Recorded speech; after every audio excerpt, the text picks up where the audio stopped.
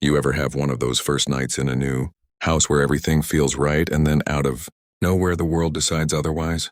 We were 3 hours in, boxes half unpacked, a pizza on the counter, when a woman started yelling through our living room window like she owned the place.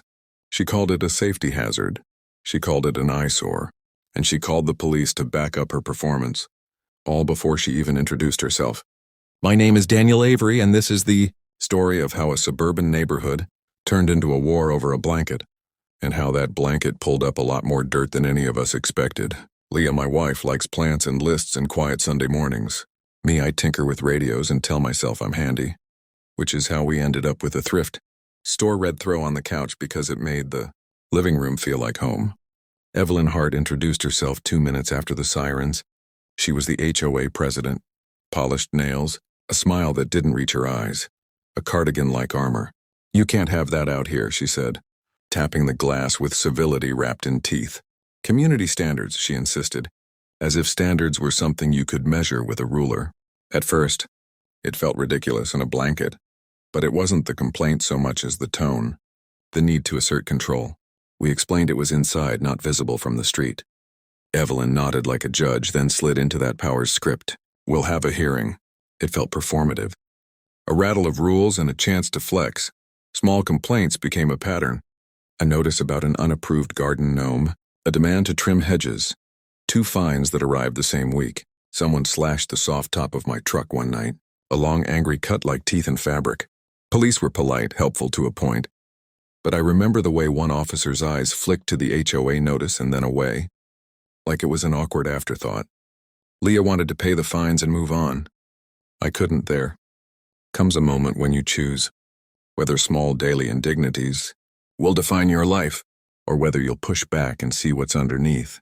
We started recording, with interior cameras, timestamps, photos of every notice, not for drama, but because patterns become motives and motives become evidence. Mrs. Gable, down the street, mattered.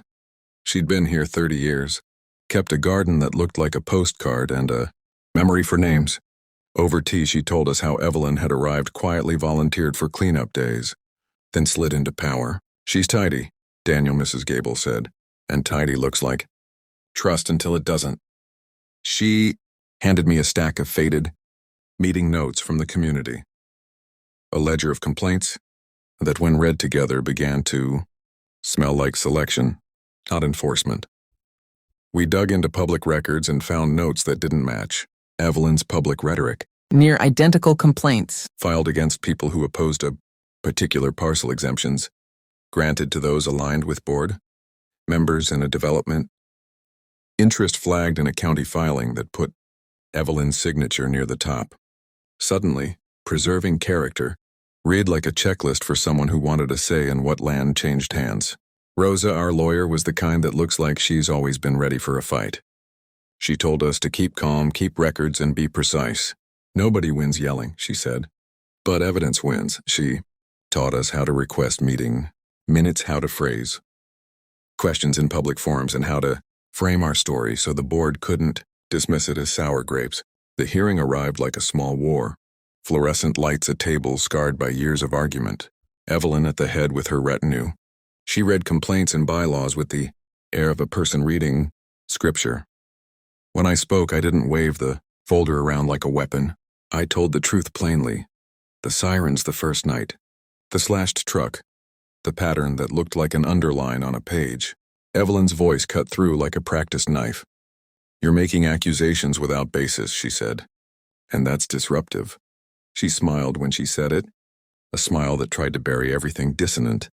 Then she leaned in and asked, in that way people ask when they want to score a point. Are you suggesting I do this for profit? It was a gladiator.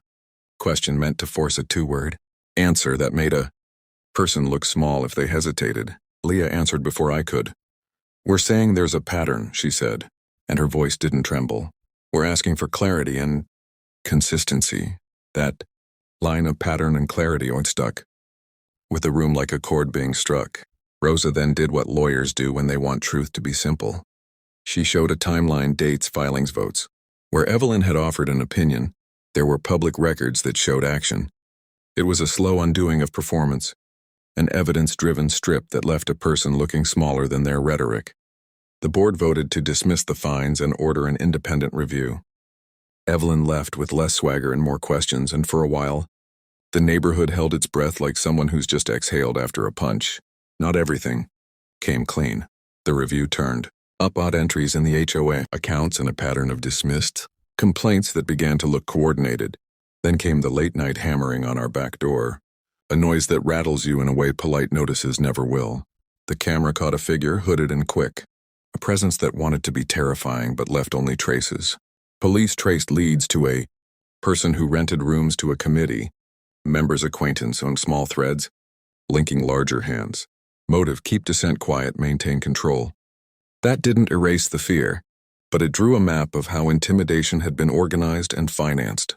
There were small victories, neighbors who came forward with stories, an elderly man who showed up with a legal pad full of odd fees, a young couple who refused to sign a petition and lost friends over it. We learned how power feels to those on the receiving end. Not violent in the blockbuster sense, but relentless and precise, a drip that wears away courage. The real cinematic moment was quiet. In a packed community center meeting, someone asked Evelyn a simple question about a donation listed in the ledger. She paused in that human pause when a rehearsed script falls into silence. The room made a sound like a turned page. People noticed that the person who had once controlled the rhythm could be stopped. By one honest inquiry, power doesn't disappear, it mutates. We didn't solve every problem, but the ledger was out in the open. Conversations changed, and rules that had been weaponized were now subject to scrutiny. People started asking for receipts. Meetings grew fuller. Neighbors who had once kept their heads down began to speak. There was a cost, of course. Leah and I lost the blissful anonymity new homeowners sometimes enjoy. Neighbors asked questions, some friends pulled away, and there were nights I woke up rehearsing what I'd say if someone came to the door. But there was also a strange tender side to it. People who had been afraid to speak found company, and the small kindnesses mattered. A casserole left on the porch, a neighbor who sat with us while we filed paperwork, a neighbor who offered to water our plants when we were away. Most of all, what changed was the story people told themselves. Where once complaints were shrugged off as how things are, now there was a question: who does this really benefit? When someone uses rules as levers, it's not about the rules. It's about the hand on the lever. Why tell you this? Because small things can expose big truths. A blanket on a couch should be just a blanket. If it becomes a reason to call the police, to slash a truck, to issue fines, look for the ledger.